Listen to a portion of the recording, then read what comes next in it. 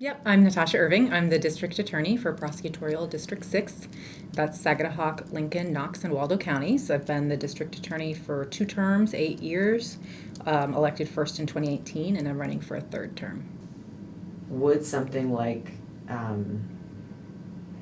indeterminate sentencing or parole like help a prosecutor either professionally or like personally to sleep at night, to know that there's wiggle room with a long sentence, or maybe one would sleep less well at night because there is no doubt in those long sentences, like in the way that a prosecutor looks at them?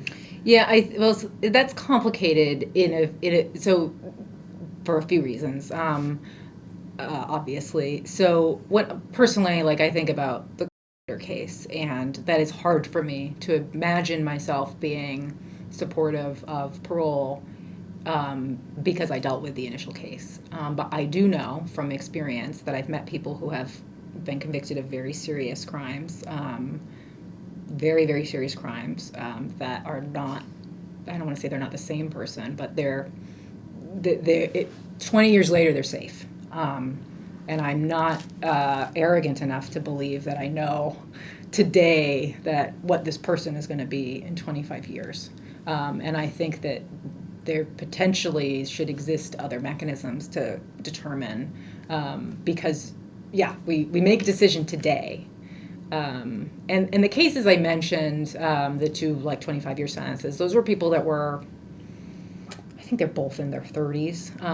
And I do think that there's a pretty significant difference when you're talking with somebody who's 18, 19, 20, basically 25 or under, versus somebody who's got a long history of violent crime who's 30 or 35. I think that there's other risk factors. I think that you just kind of maybe have a different perspective about what their chance of committing another serious violent offense are.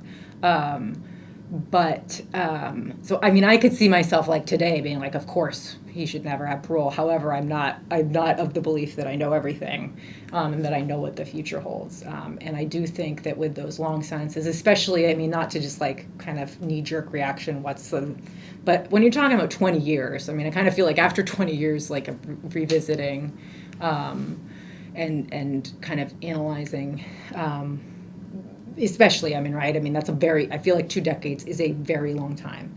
And that certainly after 2 decades, a person should be reevaluated for whether they need to be incarcerated or not. I'm concerned that one of the unintended consequences is that people may spend more. I think that prosecutors are going to game it.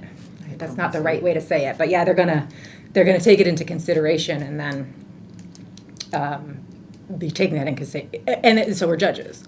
Now, maybe that won't happen, but that, and again, I'm supportive of there being, whether it's parole or expanded supervised community confinement, but I do think that there need to be pathways for people that have extremely long sentences or have long sentences that are no longer a risk. And I think there are ways to determine that. They might not be 100%, but they're pretty close.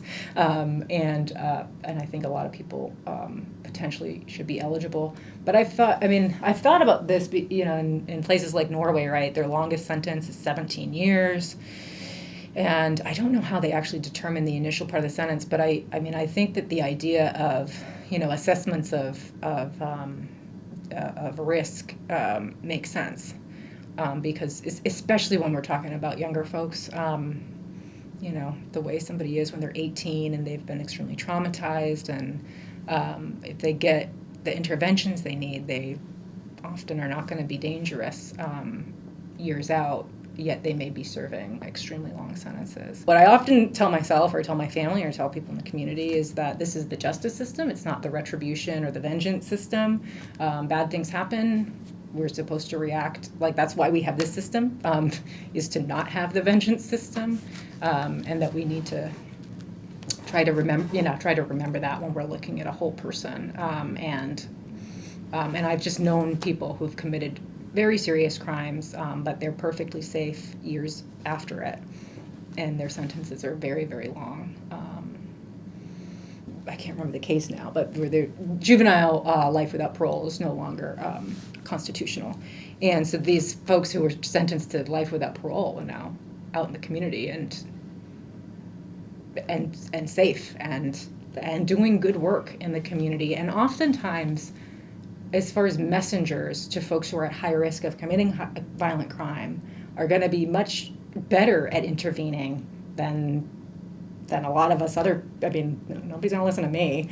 My kids won't even listen to me, right? So I think that they have a lot to offer as far as safety goes. But I think that I think we could benefit from some critical thinking about those long sentences in those situations. I'm also going to, I mean, there's situations where we've had folks who have committed repeat sexual offenses against other people, often children, and it's just, there comes a time or an amount of offenses that you are just concerned that if they're in the community, they're going to continue to sexually assault folks, or often particularly children.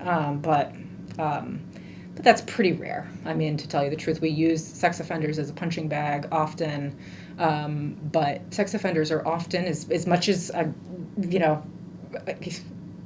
the crimes are very serious and harmful and terrible, they often are. People like to say you can't get better, or you can't. Now, I'm not saying that folks don't have thoughts and urges or what have you later on in life, but there is a lot of data to suggest that folks actually, with proper interventions and probation and such, have a much lower recidivism rate than generally other folks. Not a fun thing to campaign on, and not something that people who are going to be making laws or in a position like mine are going to be talking about publicly a lot. But that's just what the data says. And maybe once in a while we should treat violence like an epidemic instead of just a moral failing, because maybe it would just make us safer. But those are my thoughts.